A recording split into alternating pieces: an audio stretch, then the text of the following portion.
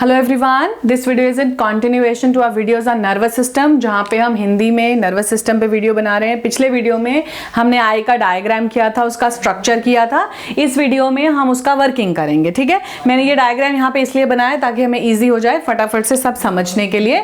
तो one by one will start, आप last तक देखना। लास्ट में everything will be on the board, आप उसको अपने नोट्स के लिए यूज कर सकते हो। इसमें मैंने सिर्फ वही पार्ट्स लेबल करे हैं, वही बनाए हैं जो कि हमें वर्किंग ऑफ आई में अभी जरूरत है समझने के लिए। ठीक है, तो स्टार्ट करते हैं। First of all I just make a flow chart. एक फ्लो चार्ट बना के मैं साथ साथ आपको एक्सप्लेन करती हूँ। सबसे पहले light it enters inside the eye. Fine, it enters inside the eye through the pupil. जो प्यूपिल है उसके थ्रू लाइट जो है हमारे आई में एंटर होगी, लेकिन प्यूपिल में एंटर होने से पहले लाइट जो है कौन कौन से पार्ट्स को क्रॉस करके एंटर होगी? इट विल क्रॉस कंजक्टिवा और फिर उसके बाद कॉर्निया। इन दोनों को क्रॉस करके, इन दोनों को पास करके it will it will move from the प्यूपिल। प्यूपिल से होते हुए, प्यूपिल जो ओपनिंग है यहां से होते हुए लाइट जो है वो लेंस पे जाके गिरेगी। ठीक है, light will fall on the lens. मैं ब्लू कलर का पेन यूज कर रही हूं लाइट रे को शो करने के लिए। तो light will fall on the lens. ठीक है, तो प्यूपिल से होते हुए लाइट जाएगी लेंस के ऊपर जो है इट विल फॉल। तो अब कहां कहां से क्रॉस हुई? कंजक्टिवा और कॉर्निया से क्रॉस हुई लाइट। प्यूपिल से क्रॉस होते हुए वो एक्वस ह्यूमर से क्रॉस होगी। उसके बाद it will pass aqueous humour से पास करेगी और फिर वो कहां गिरेगी? जाके लेंस के ऊपर गिरेगी। अब यहां पे जो प्यूपिल है उसका काम क्या? प्यूपिल जो है उसको वहां पे जो है प्यूपिल का साइज इंक्रीज और डिक्रीज होगा। मैं यहां पे लिखती हूं the size of the प्यूपिल increases and decrease. प्यूपिल increases in size जब what will happen? When there is less light. ठीक है, जब बाहर लाइट कम है तो प्यूपिल का साइज बड़ा हो जाएगा ताकि ज्यादा से ज्यादा लाइट आई ले सके, ताकि वो अच्छी इमेज बना सके। और अगर प्यूपिल decreases in size if there is more light, ठीक है, अगर बाहर बहुत ज्यादा ब्राइट लाइट है तो प्यूपिल का साइज श्रिंक हो जाएगा। अगर आप अपनी आंख में टॉर्च ब्लो करते हो तो जो प्यूपिल जो नीचे अंदर एक वाइट ब्लैक डॉट है वो बिल्कुल छोटा हो जाता है साइज में, ताकि इतनी ज्यादा लाइट उसको जरूरत नहीं है, वो उतनी ही लाइट लेगा जितनी उसको इमेज बनाने के लिए जरूरत है। तो सबसे पहले क्या होगा? Light will pass through conjunctiva and cornea और प्यूपिल से होते हुए प्यूपिल का साइज इंक्रीज और डिक्रीज करेगा। किस बेसिस पे? कि बाहर कितनी लाइट है। अगर बहुत ज्यादा लाइट है तो प्यूपिल का साइज छोटा हो जाएगा, अगर बहुत कम लाइट है तो प्यूपिल का साइज बड़ा हो जाएगा। और ये चेंज कौन करता है? ये हम ऑलरेडी पिछले वीडियो में डिस्कस कर चुके हैं स्ट्रक्चर में, कि ये जो चेंज है प्यूपिल में, यहां पे मैं लिख देती हूं आइरिस। आइरिस जो है help to change the shape of pupil. Shape of pupil मतलब प्यूपिल की शेप को बढ़ाने और कम करने में जो काम हेल्प करता है वो आइरिस। वो फ्लैप ऐसे ऐसे होता रहता है और प्यूपिल का साइज कम और ज्यादा होता है। ठीक है, उसके बाद प्यूपिल से होते हुए लेंस पे जब इमेज लाइट गिरेगी, लेंस जो है इट शोज अकोमोडेशन। अकोमोडेशन को हम मैं एक्सप्लेन करूंगी जब मैं वर्किंग खत्म करने के बाद हम अकोमोडेशन एक्सप्लेन करेंगे। लेंस का साइज भी चेंज होगा, कम और ज्यादा होगा। किस लिए? फोकस करने के लिए, to focus the light in one direction, to just focus the image which is formed। जैसे हम कैमरा के लेंस को फोकसिंग करते हैं, सेम उसी तरह से। तो लेंस फोकस होने के बाद जो लाइट रे है it will now pass the vitreous humour. यहां अंदर जो फ्लूइड है वो विटरस ह्यूमर है, उसको पास करते हुए it will fall on the yellow spot. The light is going to fall on the yellow spot of the retina। ठीक है, तो जो लाइट है it will go and now it will fall on the yellow spot. तो यहां से lens से पास होते हैं। अब क्या पास किया है इसने? विटरस ह्यूमर पास किया है। ठीक है, और लाइट अब फॉल कहां जाके फॉल करती है? ऑन येलो येलो स्पॉट, जो कि कहाँ पे है, रेटिना में है। जो येलो स्पॉट है वहां पे बहुत ज्यादा अमाउंट में कोन सेल्स प्रेजेंट होते हैं। कोन सेल्स का नंबर बहुत ज्यादा होता है येलो स्पॉट में, क्योंकि कोन सेल्स जो है वो रिस्पॉन्सिबल है कलर्ड इमेज के लिए। हमें जो कलर्स नजर आते हैं वो कोन सेल्स की वजह से आते हैं। हम जो ब्राइट इमेज देख पाते हैं वो भी कोन सेल्स की वजह से देख पाते हैं।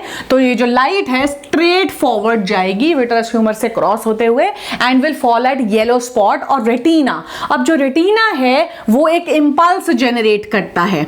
नाउ इंपल्स इज जनरेटेड, ठीक है, और ये जो इंपल्स है ये ऑप्टिक नर्व से होते हुए ब्रेन में जाएगी और जो ब्रेन है उस इमेज को इंटरप्रेट करेगा। अब एक चीज, जब रेटिना या येलो स्पॉट पे इमेज गिरी, इमेज बनी, इमेज कहां बनती है सबसे पहले, रेटिना पे, तो जो इमेज बनी वो इमेज होगी रियल और इन्वर्टेड। एक रियल और इन्वर्टेड इमेज बनती है, सीधी नहीं उल्टी, इन्वर्टेड इमेज बनती है यहां येलो स्पॉट पे, ठीक है। लेकिन हमें तो सीधा देखना है, तो जब ये मैसेज ब्रेन तक, ऑप्टिक नर्व से ब्रेन तक जाता है तो ब्रेन एक मैसेज इंटरप्रेट करता है और इस इमेज को क्या कर देता है, अपराइट, ठीक है। वो जो मैसेज भेजता है टू सी द ऑब्जेक्ट, उसमें इमेज जो है वो अपराइट है। तो इसलिए ये सारा जो प्रोसेस है ये होता है वर्किंग ऑफ आई में, जहां पे हम इमेज हमारी आई में कैसे बनती है, लाइट प्यूपिल से होते हुए लेंस पे गिरती है, लेंस का साइज शेप इन चेंज होता है, फोकस करता है वो लाइट को, और फिर ये विट्रस ह्यूमर से होते हुए येलो स्पॉट पे लाइट गिरती है और रेटिना पे इमेज बनती है। जो इमेज रेटिना पे बनेगी वो रियल और इन्वर्टेड होगी और फिर एक इंपल्स जनरेट होगी जो ऑप्टिक नर्व, ये जो ऑप्टिक नर्व है उस इंपल्स को कैरी करेगी ब्रेन तक और ब्रेन इंटरप्रेट करेगा कि वो जो इमेज है वो अपराइट है, सीधी है, इसलिए हमें सीधी इमेज दिखाई देती है, वी सी अपराइट इमेज। ये तो हो गया वर्किंग। अब जब वर्किंग ऑफ आई की हम बात करते हैं तो हम दो पार्ट्स को अलग अलग डिस्कस करते हैं। एक है अकोमोडेशन।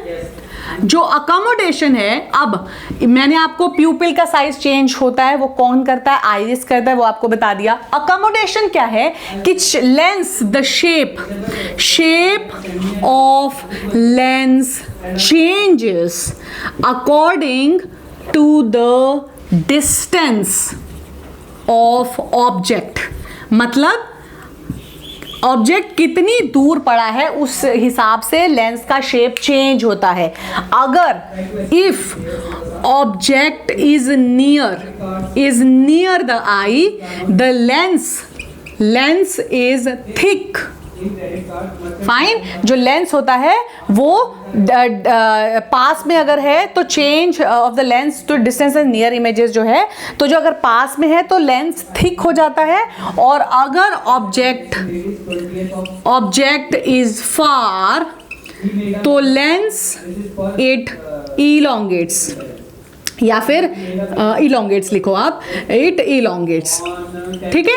तो कैसे, मतलब अगर पास में इमेज है तो जो लेंस है उसका शेप बल्ज हो जाएगा, अगर दूर इमेज है तो लेंस का शेप इलोंगेट हो जाएगा। और ये कौन करता है चेंजेस, ये जो चेंजेस आएंगे, changes are done by ciliary muscles. Ciliary muscles के कॉन्ट्रैक्शन और रिलैक्सेशन से चेंज ऑफ लेंस होता है, शेप ऑफ लेंस, और इसको हम पावर ऑफ अकोमोडेशन बोलते हैं। जब लेंस पास की और दूर की चीज देखने के लिए अपनी शेप चेंज करता है फोकसिंग करने के लिए, उसको हम पावर ऑफ अकोमोडेशन बोलते हैं।